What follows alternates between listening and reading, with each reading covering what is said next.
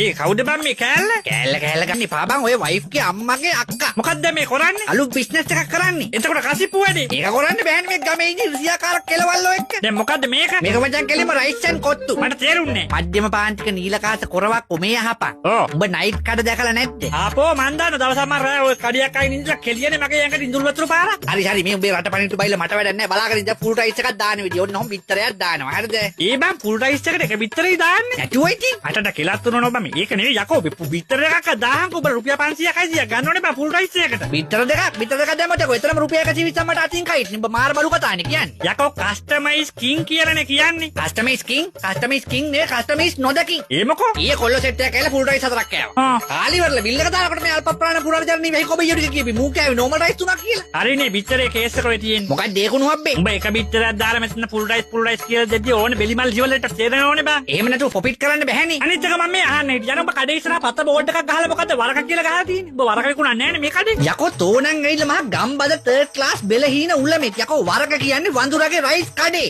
Rice කඩේ උඹට rice කඩේ වයිෆ්ගේ අම්මයි බිත්තර දෙකයි පොපිට් එකයි ඔක්කොම මතකයි මාව රත් කරන්න ගෑස් ලිපක් ඕනි කියලා මතක නැහැ කඩ කරද්දි.